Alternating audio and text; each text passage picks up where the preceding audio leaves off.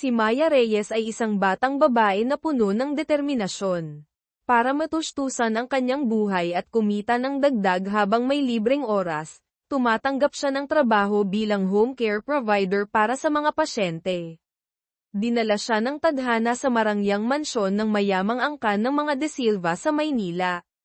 Sa unang tingin pa lamang, nabighani na si Maya sa karangyan, mula sa may kintab na marmol na sahig hanggang sa mataas na kisame at sa tahimik na karangyan na bumabalot sa buong lugar.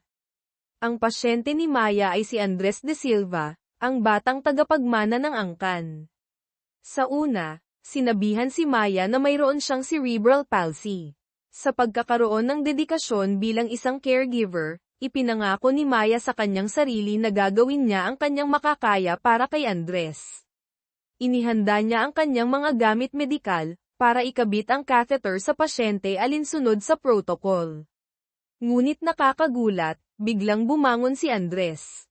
Kahit na ang kanyang mga kilos ay tila matigas at kulang sa koordinasyon, malinaw na hindi siya isang taong may cerebral palsy.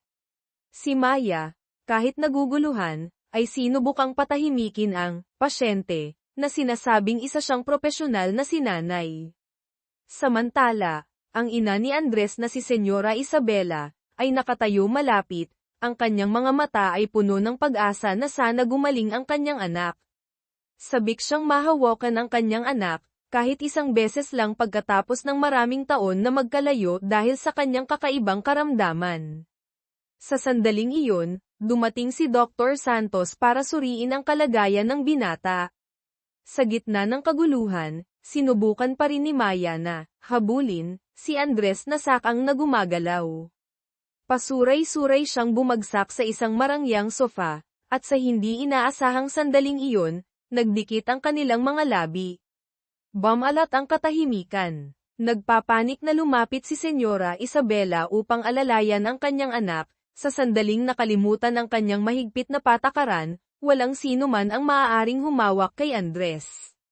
Di nagtagal, tumawag ang manager ni Maya, at nagulat siyang malaman na nagkamali siya ng address, o mas tama, nagkamali siya ng impormasyon tungkol sa kanyang pasyente.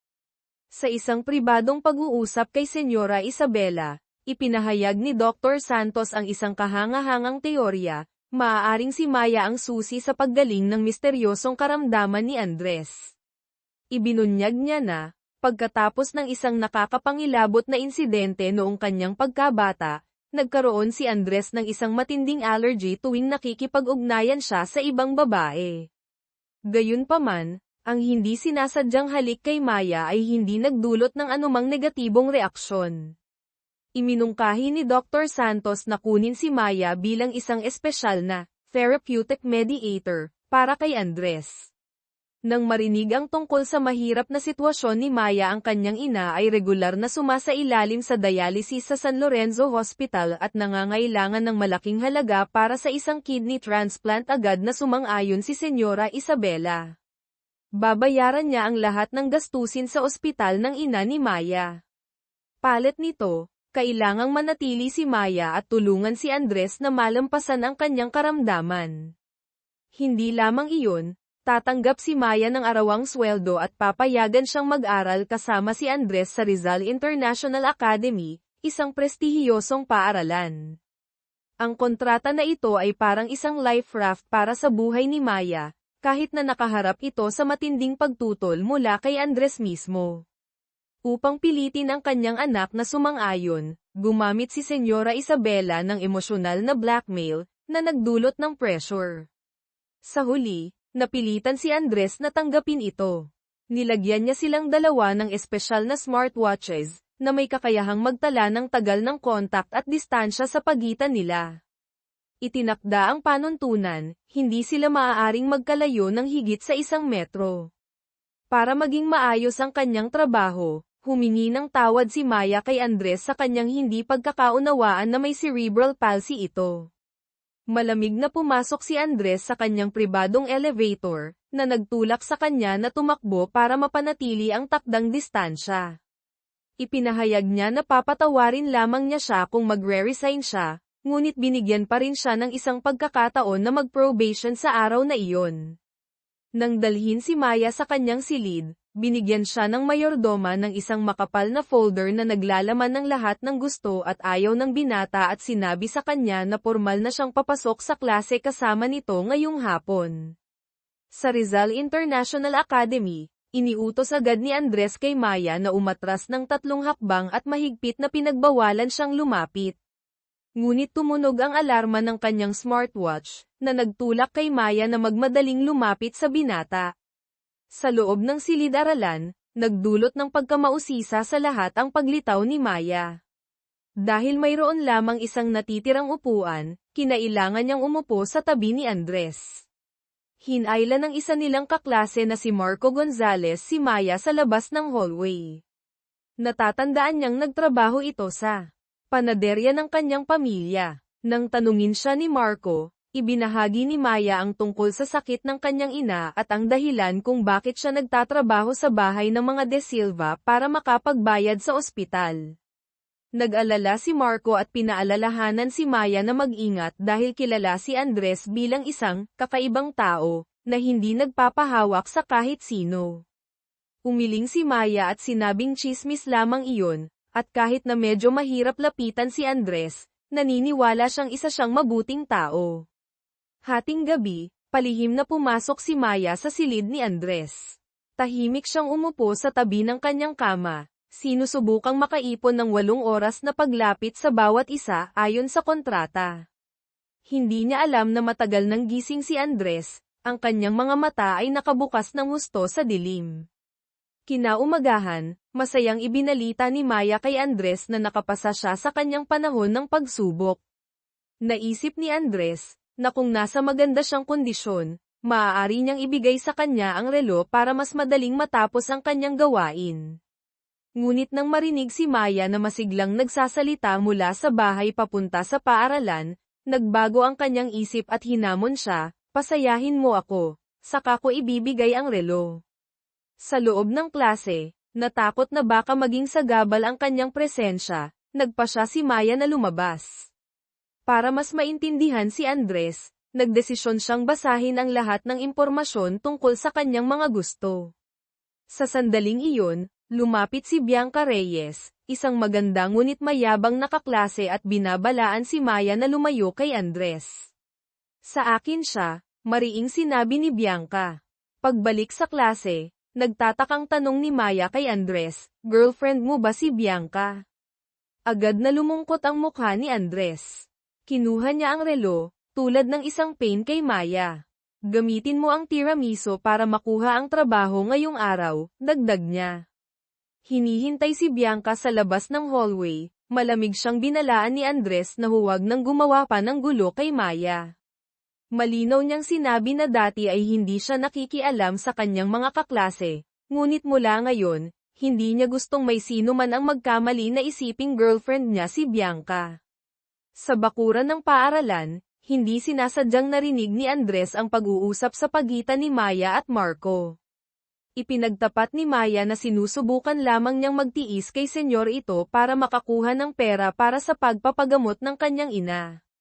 Hawak ang tiramisu na bigay ni Maya, nalungkot si Andres. Nang marinig niyang masayang ikinukwento ni Maya na nagtrabaho siya sa panaderya na ito at pinuri ang kanyang amo, ama ni Marco, bilang pinakamahusay sa buong mundo, lalong nagtampo si Andres at ibinalik sa kanya ang cake.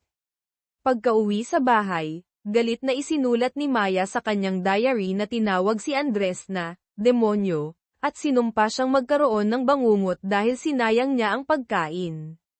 Hindi niya inaasahan, kinabukasan ay mukhang malungkot si Andres dahil nagkaroon siya ng bangungot noong nakaraang gabi. Lihim na nagtaka si Maya kung bakit kaya nagkatotoo ang kanyang sumpa.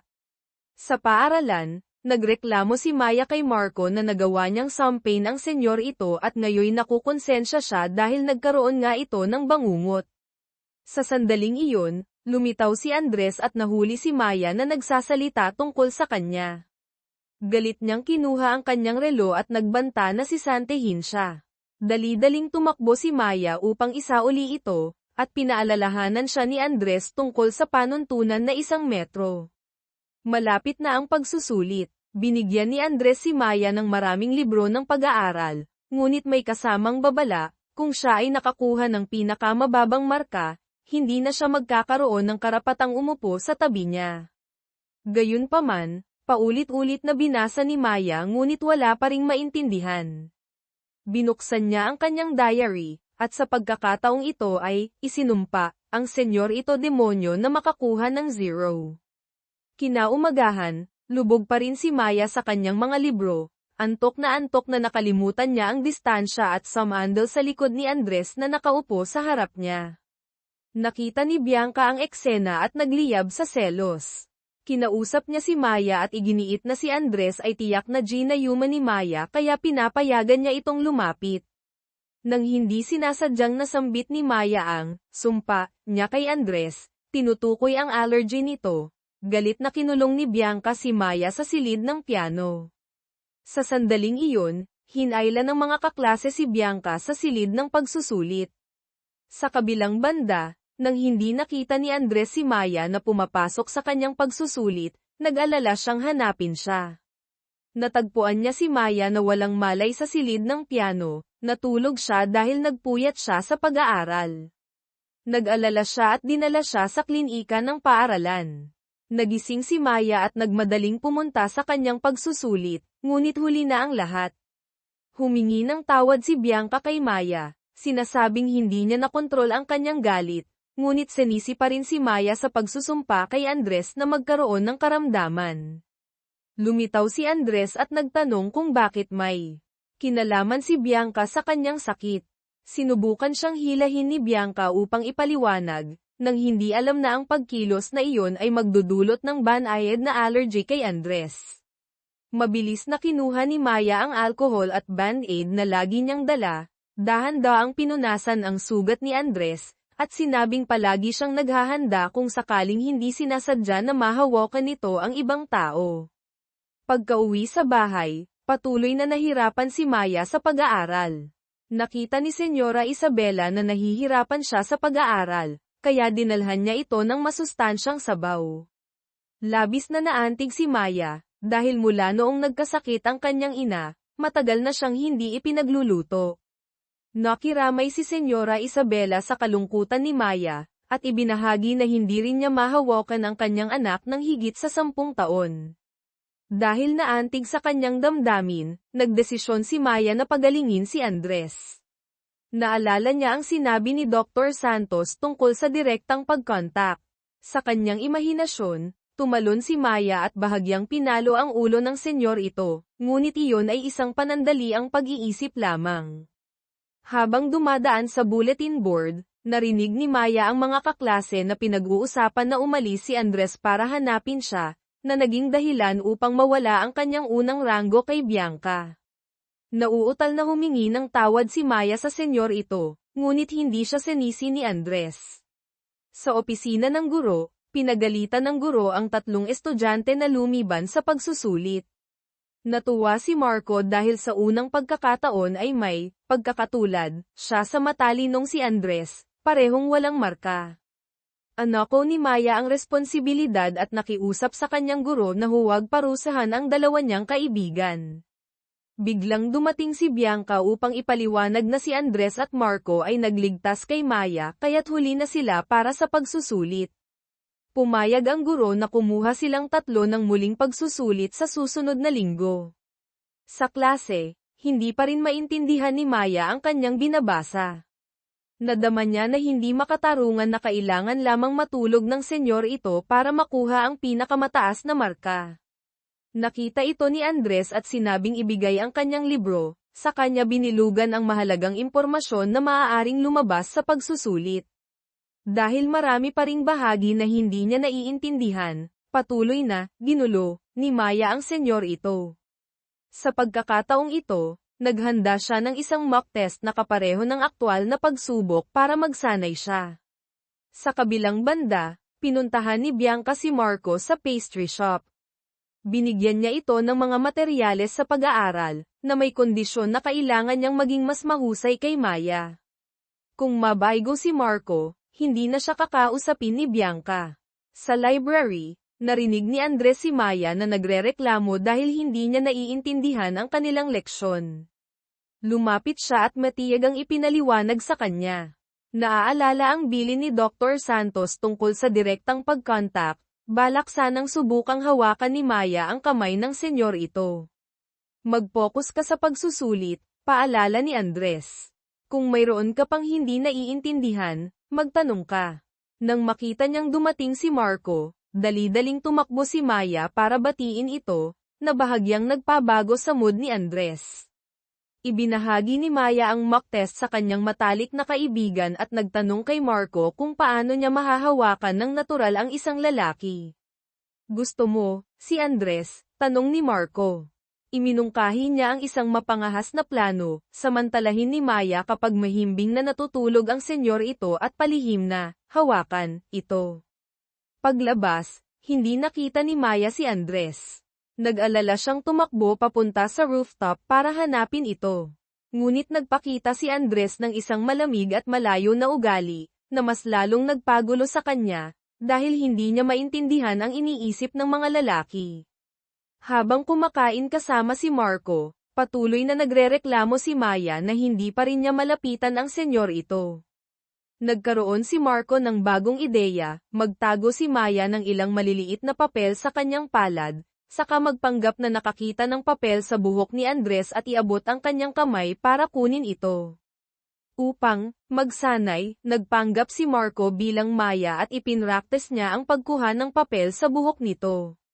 Hindi sinasadya, napadaan si Andres at nakita ang malapit na eksena, kaya't galit siyang umalis. Sa hapunan sa mansyon ng mga De Silva, ang biglaang pagbabalik ng ama ni Andres na si Don Ricardo, ay nagdulot ng tensyon. Naisip ni Maya na si Andres ay malamig at nakakatakot na katulad ng kanyang ama.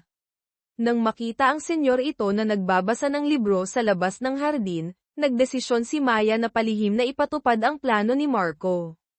Gayunpaman, bago pa man siya kumilos ay nahuli na siya ni Andres. Galit ka ba sa akin dahil narinig mo si Marco na sinasabing gusto kita? Tanong ni Maya. Dali-dali niyang ipinaliwanag na gusto lamang niyang pagalingin siya, ngunit hindi niya maaaring sabihin ang totoong kalagayan ni Andres. Kung nag-aalala ka, ipapaliwanag ko kay Marco. Sa madaling salita, hinawakan ni Maya si Andres sa kamay. Nagulat siya nang mapagtanto na ang direktang pagkontak sa kanya ay hindi kasing hirap ng kanyang inaakala. Sa araw ng muling pagsusulit, nagulat si Maya nang malaman na ang mga tanong sa pagsusulit ay katulad ng sa mock test na inihanda ni Andres para sa kanya. Sa labas ng hallway, nakita ni Andres si Maya na sinusubukang magtago ng mga maliliit na papel sa kanyang ulo. Ngumisi ito, sinasabing alam na nito na plano ito ni Marco para sa kanya. Sa kabilang banda, pinuntahan ni Marco si Bianca at taos-pusong humingi ng tawad dahil hindi niya maaaring tradorin si Maya para makakuha ng mas mataas na marka. Nang marinig na gumawa ng mock test si Andres para kay Maya, lalong nagselos si Bianca. Para batiin si Maya sa pagpasa sa pagsusulit, naghanda si Senyora Isabela ng isang nakakagulat na regalo para sa kanya, isang bagong tablet. Higit sa lahat, kinuha pa niya ang larawan ni Maya at Andres at ginawa itong wallpaper. Sa paaralan, nagdesisyon si Maya na tapusin ang bagong misyon, hawakan si Andres sa loob ng 1 minuto. Alam ni Andres ang kanyang layunin, kaya't pinanatili niya ang kanyang distansya. Sa kalagitnaan ng klase, tumakbo palabas si Andres para sumagot sa kanyang telepono. Sumunod si Maya at narinig niyang palihim itinatago ni Andres sa kanyang mga magulang ang isang bagay. Tinanong niya kung bakit niya itinatago ang lahat sa kanyang sarili, malinaw na hindi siya masaya ngunit patuloy pa rin siyang nagpapanggap na ayos lang. Naisip ni Maya kung paano niya babaguhin ang mood ng senyor ito. Kinuha niya ang laruan na Crocodile Dentist, at niyaya si Andres na maglaro kung sino ang makakagat. Hindi siya pinansin nito, kaya't naglaro na lamang si Maya ng mag-isa. Hindi inaasahan, sinubukan ni Andres na pindutin ang ngipin ng buwaya, at sa sandaling iyon, hindi sinasadyang hinawakan ng kanyang kamay ang kamay ni Maya na may hawak ng laruan. Sa pagkakataong ito, hindi niya agad inalis ang kanyang kamay, ngunit pinanatili na lamang ito, tinulungan siyang tapusin ang kanyang 1 minuto na misyon. Sa klase, hindi sinasadya ni Marco na nahulog ang tablet ni Maya. Umilo ang screen, na nagpapakita ng wallpaper na larawan ni Maya at Andres na magkasama. Nagtipon-tipon ang mga kaklase para tumingin, at nagbulungan. Agad na kumalat sa buong paaralan ang tsismis na sina Maya at Andres ay nagsasama. Dali-daling humingi ng tawad si Marco dahil nakagulo sa kanyang matalik na kaibigan. Hindi siya sinisi ni Maya, ngunit nag-alala siya tungkol sa magiging reaksyon ni Andres. Sa sandaling iyon, nakatanggap siya ng tawag mula kay Senyora Isabela na may magandang balita, nakahanap na sila ng katugmang bato para sa kanyang ina. Bilang kabayaran, masayang iniulat ni Maya na nakumpleto niya ang kanyang misyon na 1 minuto ng kontak sa senyor ito. Pagpasok ni Andres sa silid-aralan, narinig niya ang kanyang mga kaibigan na pinag-uusapan ang kanyang relasyon kay Maya. Sa harap ng lahat, malamig niyang sinabi, "Hindi ko maaaring ligawan si Maya." Si Bianca, na nakatayo malapit, ay agad na nagdagdag ng gatong sa apoy, na sinasabing sinadya ni Maya na i-Photoshop ang kanyang sarili sa larawan kasama si Andres. Dahil hindi man lang siya nag-abala na magpaliwanag, nasaktan si Maya, at dali-daling umalis. Pagka-uwi, mahinang humingi ng tawad si Maya sa senyor ito dahil hindi pa niya napapalitan ang wallpaper ng kanyang tablet. Malamig na paalala ni Andres, "Isa ka lamang empleyado ng aking pamilya, at hindi ka karapat-dapat na magdulot ng dagdag na abala sa akin." Sa paaralan, nang makita niya si Maya, nag-alala si Marco sa kanyang matalik na kaibigan. Ngunit tila nag-aalala lamang si Maya sa kung ano ang nararamdaman ni Andres. Napabuntong hininga si Marco at nakiramay, sinasabing sa tuwing may nangyayari, palagi niyang naiisip si Bianca. Inamin niyang matagal na siyang may gusto kay Bianca. Nakita ni Bianca si Maya na malungkot na nakaupo mag-isa, kaya lumapit siya at nagdeklara na sasamantalahin niya ang pagkakataong ito upang ligawan si Andres. Dali-daling tumakbo si Maya para pigilan siya. Sa kasamaang palad, natapon ni Bianca ang isang tasang mainit na tsaa, at tumalsik ang tsaa sa kamay ni Maya, na nagdulot ng pagkasunog. Nang makita ito ni Andres, agad niyang hinayla si Maya papasok sa silid-aralan sa gitna ng pagkabigla ng lahat. Binuksan niya ang drawer ni Maya at kinuha ang pamahid na lagi niyang dala, at dahan-daang ipinahid ito sa kanyang sugat. Hindi niya inaasahan, na nasaksihan pala ng kanyang mga kaklase ang malapit at mapagmahal na eksenang ito. Nang hamupa ang kanyang galit, nagsimulang makipagtulungan si Andres kay Maya upang gumaling. Sa pagtatapos ng 1 minuto ng kinakailangang kontak, bigla niyang binitiwan ang kanyang kamay, ngunit ang aksyon na iyon ay hindi sinasadyang nagtulak kay Maya na mahulog sa kanyang mga bisig. Hindi sinasadyang nakita ito ni Senyora Isabela, at nakaramdam siya ng labis na kasiyahan. Agad niyang iminungkahi na dagdagan ang oras ng kontak sa 10 minuto. Habang dumadaan sa bulletin board para sa pagpili ng mga kasapi para sa drama club ng paaralan, nagkaroon ng ideya si Maya. Ito ay isang magandang pagkakataon upang madagdagan ang oras ng pakikipag-ugnayan kay Andres ng natural. Gusto niyang makipagkumpitensya para sa papel ng pangunahing babaeng karakter, ngunit nagpakita si Andres na walang interes sa papel ng pangunahing lalaking karakter. Gayunpaman, palihim siyang nakikinig tungkol sa magiging papel ni Maya. Ipinahayag ni Marco na sina Bianca at siya ang napili na maging pangunahing karakter, habang si Maya ay itinalaga lamang upang maghanda ng mga props. Sa silid ng props, umupo si Maya at nagreklamo tungkol sa kanyang kapalaran na hindi maging pangunahing karakter, at kusang gumuhit sa backdrop. Pumasok si Andres, at sinabing pangit ang kanyang pagguhit, saka kinuha ang brush at tinulungan siya. Habang nagpipinta, hindi sinasadyang dumampi ang kanyang kamay sa kamay ni Maya. Samantala, sa gym, nakatitig si Marco kay Bianca habang nagsasayaw ito, ang kanyang puso ay tumitibok. Ikinwento niya kay Bianca na pinakiusapan niya si Andres na dalhin ang props kay Maya para makarating siya kaagad doon upang makapag-practice kasama ito. Nang marinig ito, galit na umalis si Bianca para hanapin si Andres. Sa silid ng props, tapos na si Maya sa kanyang pagpipinta. Tumayo siya, ngunit hindi sinasadyang nadulas. Bilang isang reflex, hinawakan ni Maya ang kwelyo ni Andres, na naging dahilan upang mawala siya sa balanse at mapalapit sa kanya. Bilang resulta, nabahira ng pintura ang drawing, ngunit hindi nagalit si Andres, sa halip ay ngumiti pa ito. Niloko niya si Maya na hawakan ang kanyang ilong, para madumihan ng pintura ang mukha nito. Sa pagkaalam niyang nalinlang siya, naghiganti si Maya sa pamamagitan ng pagpapahid ng pintura sa mukha ni Andres.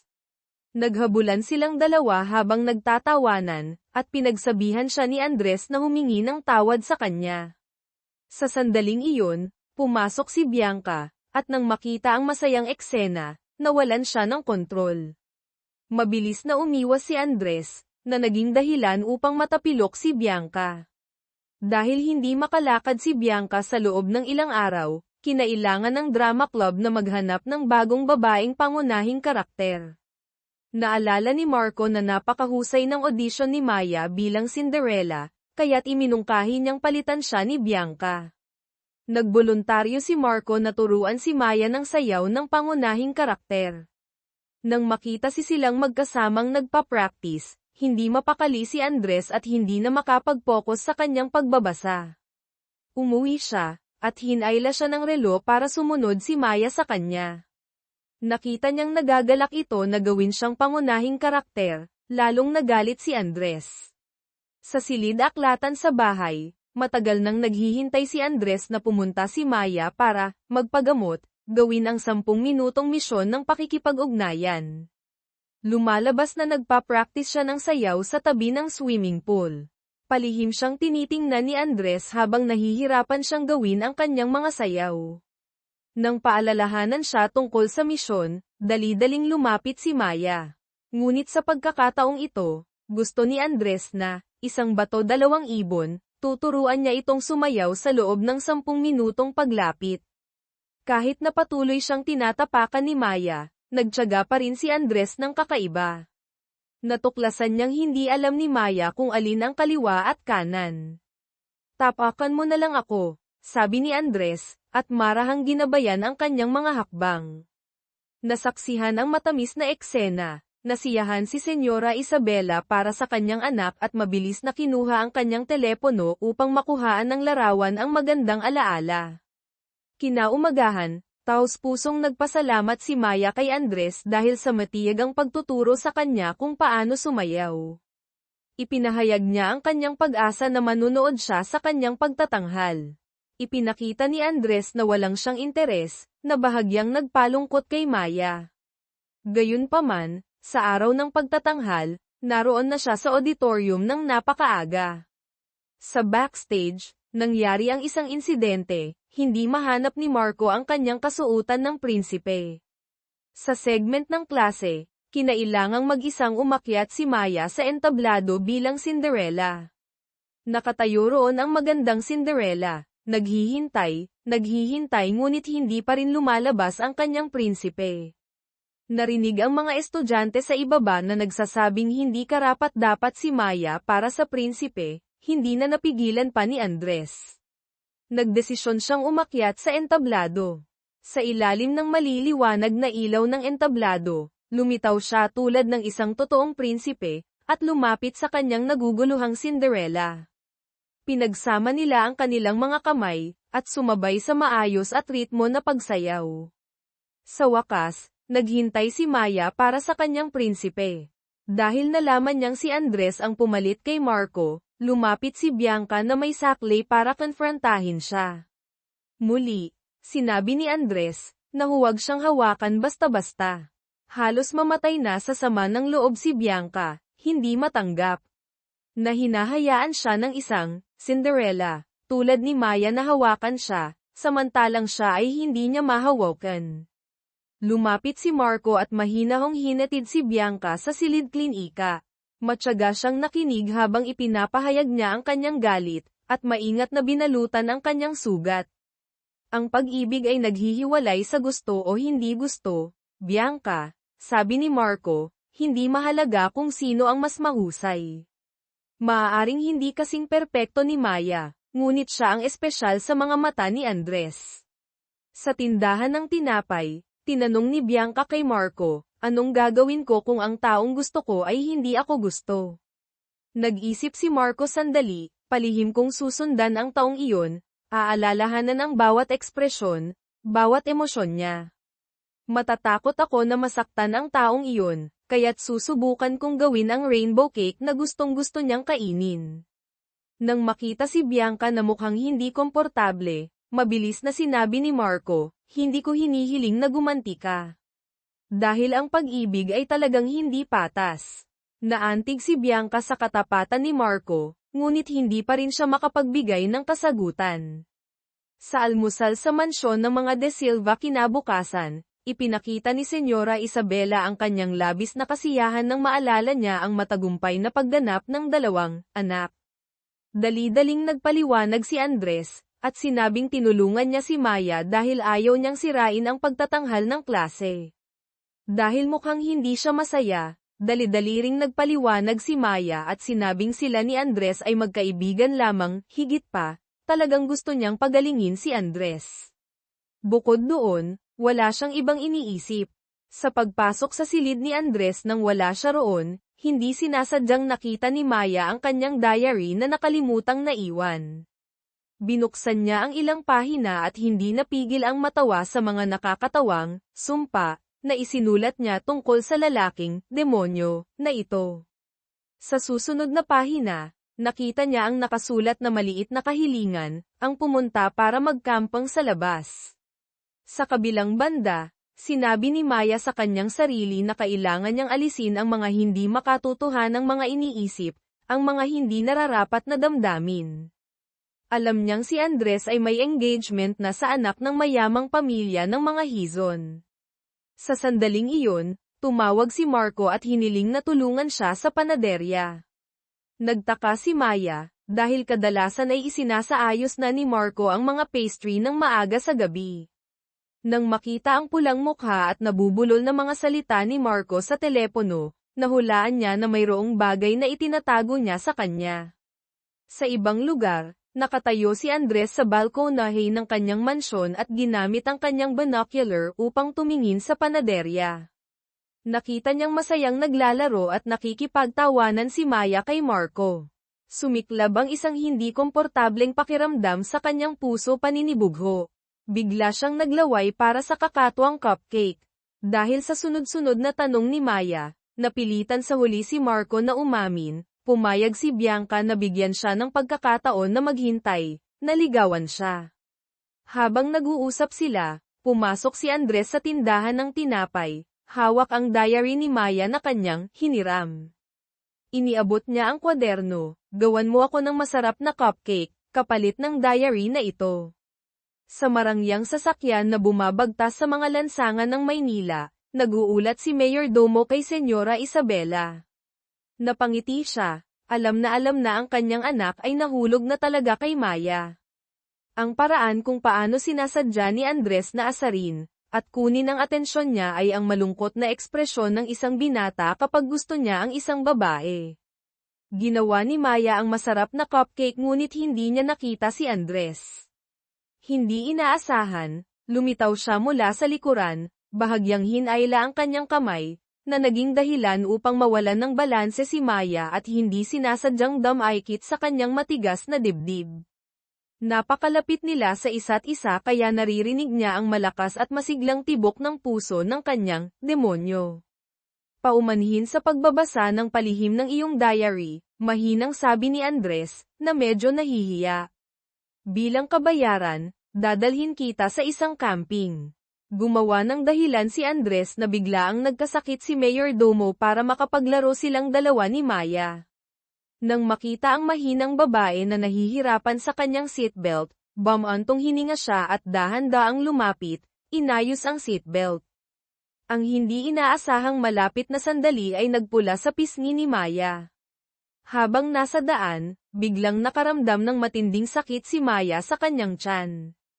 Hinala niya na ito ay dahil kumain siya ng napakaraming cake sa tindahan ni Marco kanina.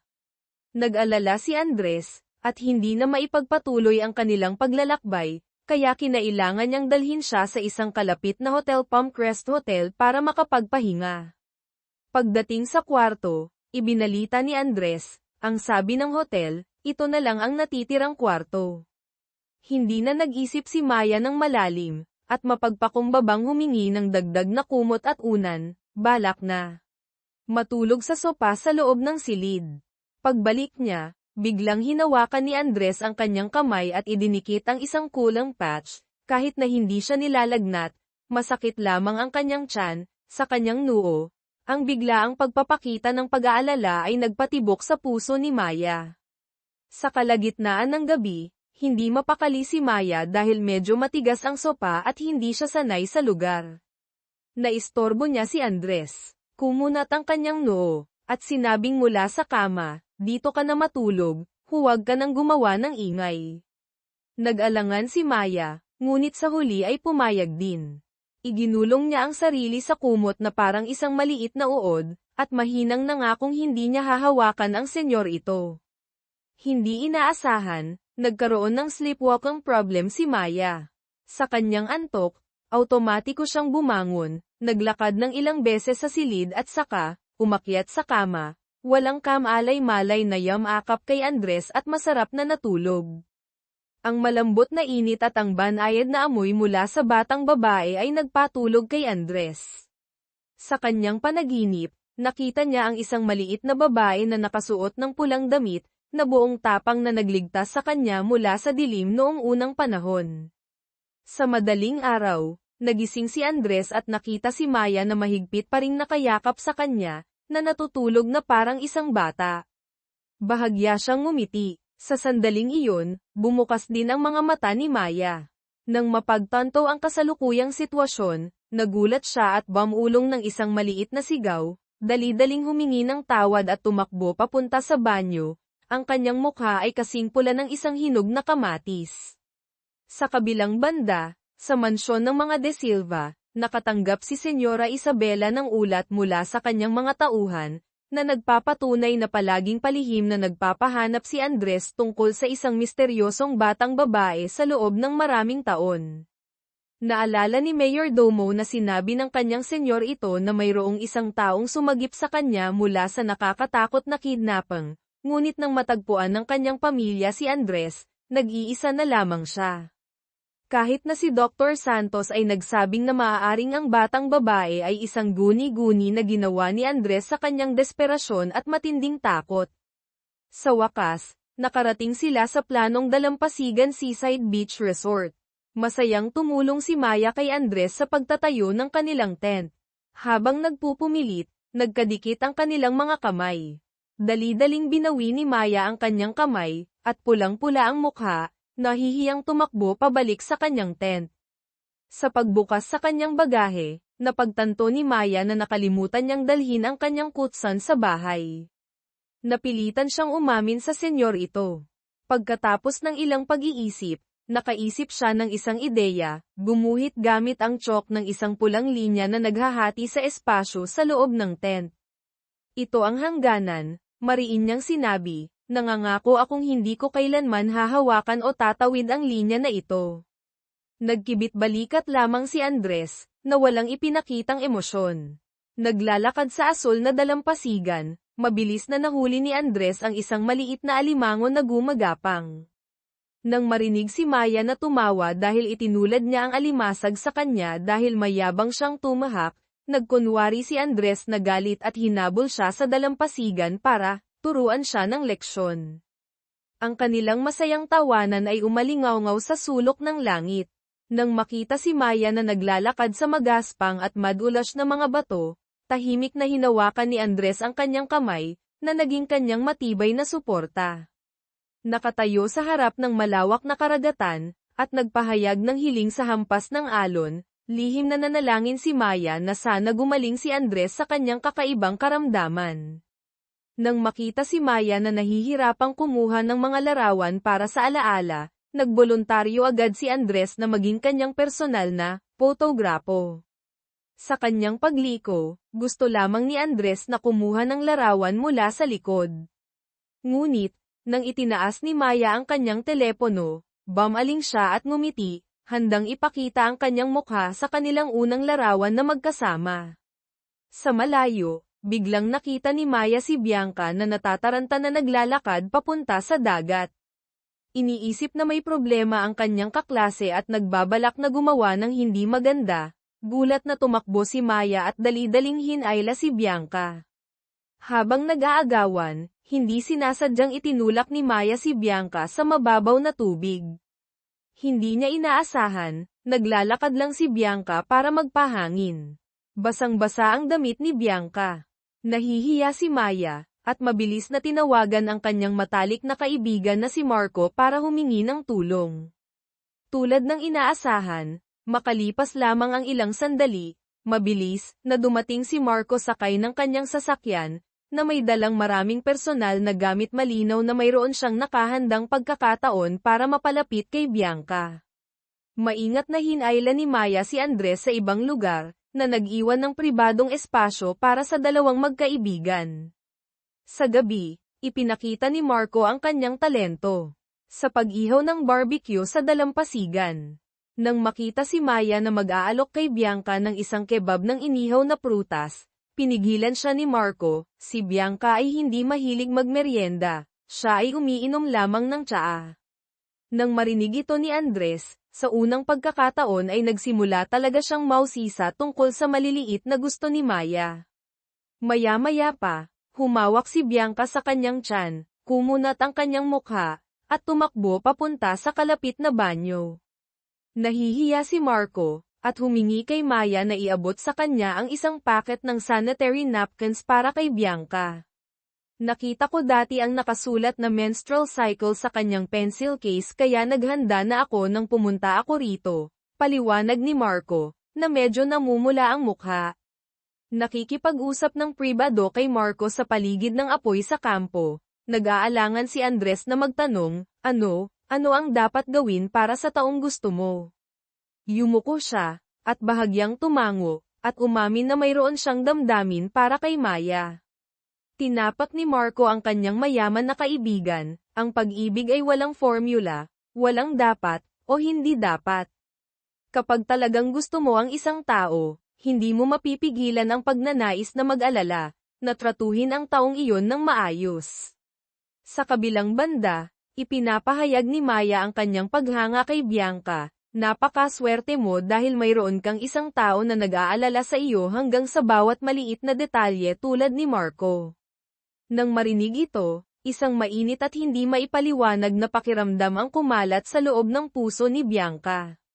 Talagang naantig siya sa katapatan ni Marco, ngunit hindi pa lubos na makokontrol ng kanyang puso ang kanyang damdamin. Alam niyang hindi niya maaaring kalimutan agad si Andres. Kahit na gayon, nagsimula niyang mapagtanto na si Marco rin ay medyo kaibig-ibig. Pagdating sa tent, biglang tinanong ni Andres kay Maya, kailan ang iyong regla? Nagulat si Maya, namula ang kanyang mukha, dali-daling tinakpan ang bibig ng senyor ito. Sa kanyang pagmamadali, nawalan siya ng balanse. Nahulog at napadaygan kay Andres na nakahiga sa kutson.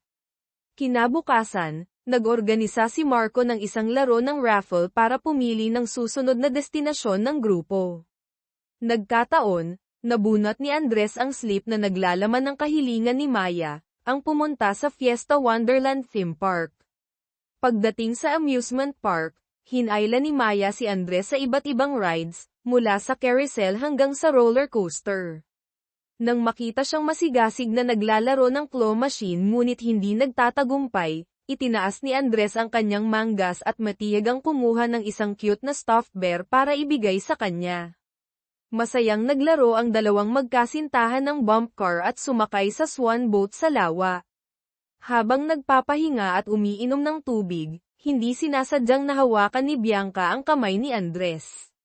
Ngunit sa pagkakataong ito, may nangyaring isang himala, walang reaksyon sa allergy si Andres. Hindi lumabas ang pulang marka, at wala siyang naramdamang discomfort. Sa sandaling iyon, may isa pang marangyang sasakyan ang huminto. Isang maganda at nakaistilong babae ang bumaba. Ito si Martina Hizon, anak ng mga Hizon, bulong kay Maya ni Mayordomo, na sumusunod sa kanila mula sa malayo. Kaka-rating lang niya mula sa ibang bansa, at pinapunta niya agad ang kanyang ama dito para bisitahin ang kanyang kasintahan. Sa mansyon ng De Silva, hindi gaanong gusto ni Senyora Isabela si Martina Hizon. Diretsahan niyang sinabi na nagkakamping ang kanyang anak kasama ang kanyang kasintahan. Si Don Ricardo, ama ni Andres, na nakatayo sa tabi ay dali-daling ipinaliwanag sa mga Hizon na si Maya ay isang tagapag-alaga na inupahan para bantayan si Andres. Sa kabilang banda, sa resort, taos-pusong binati ni Maya ang senyor ito dahil tila nawala na ng tuluyan ang kanyang karamdaman. Tumingin sa kanya si Andres, na may medyo komplikadong ekspresyon.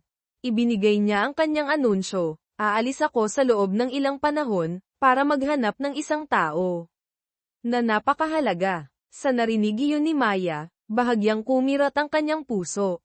Hinala niya na tiyak na hahanapin niya ang kanyang fiancé na si Martina Hizon na nasa ibang bansa.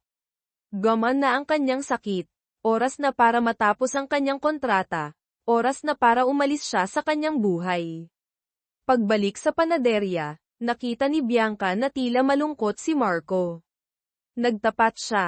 Natatakot ako na kapag nakita mo na si Andres na tuluyang gumaling, ipagpapatuloy mo pa rin siyang habulin. Sa narinig ang mga ditiyak na salita, bigla siyang yumuko at nagbigay ng isang magaan na halik sa pisngi ni Marco.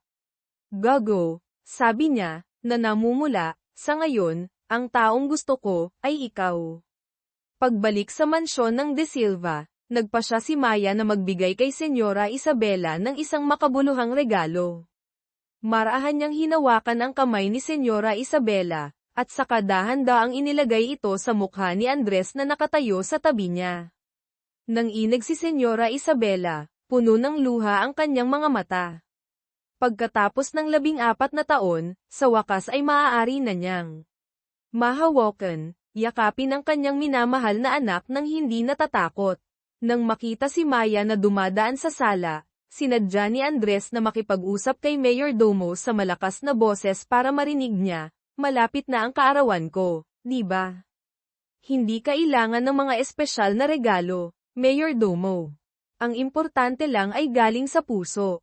Naiintindihan ni Mayordomo ang kanyang ibig sabihin, at nakangiting sumagot, Senyor ito, si Maya ang tagapagligtas ng pamilya De Silva. Maaari mong legal na imbitahan siya. Habang si Maya ay nahihirapan sa pag-iisip kung anong regalo ang ibibigay kay Andres sa kanyang kaarawan, palihim naman siyang naghahanap sa internet tungkol sa mga pinakamahuhusay na paraan para magtapat ng pag-ibig ng isang CEO. Dahil hindi pa rin sapat ang kanyang tiwala sa sarili, nagpasya siyang tanungin ang kanyang guro ng pag-ibig na si Marco. Sa labas, nakasalubong ni Andres si Martina Hizon sa gate ng kanyang mansyon, ngunit dahil wala siya sa kanyang sarili kaya hindi niya nakilala kung sino ito, nilagpasan lamang niya ito. Nang puntahan si Marco, ibinunyag ni Andres ang kanyang malaking plano, magtatapat siya kay Maya sa kanyang birthday party na malapit ng maganap at hihingi siya ng tulong kay Marco. Sa panaderya, gumagawa si Maya ng espesyal na regalo para kay Andres. Dumalaw si Bianca, nang marinig na gusto ni Andres ang kulay pula, masigasig siyang pinayuhan si Maya na magsuot ng magandang pulang damit sa party sa kaarawan. Sa bahay, nahihirapan si Maya sa pag-iisip kung saan makakahanap ng pulang damit nang ngumiti si Senyora Isabela at nagdala ng isang napakagandang pulang gown, na sinasabing regalo ito sa kanya. Nagulat si Maya, ngunit hindi niya alam na hindi ito isang aksidente. Ngunit bahagi ng plano ni Andres at sa tulong ng kanyang ina.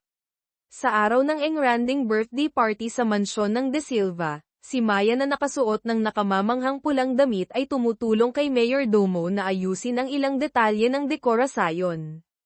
Mula sa malayo, nakatayo si Andres sa isang madilim na sulok, tahimik siyang pinapanood, na tumitibok ng malakas ang kanyang puso. Malapit nang magsimula ang party. Medyo kinakabahan si Andres. Tinapak siya ni Marco sa balikat, at binigyan siya ng palumpon ng pulang rosas na inihanda. Magtiwala ka, ang lahat ay naaayon sa plano, paniniguro ni Marco. Umakyat si Andres sa pansamantalang entablado. Taos-puso siyang nagpasalamat sa lahat ng dumalo sa kanyang ika-20 kaarawan. Huminga siya ng malalim, at sinabing, sa espesyal na okasyong ito, nais kong ipahayag ang isang napakahalagang bagay. Ngunit, sa sandaling iyon, sa ilalim ng entablado, tumingin si Bianca at Marco, hindi nila nakita si Maya.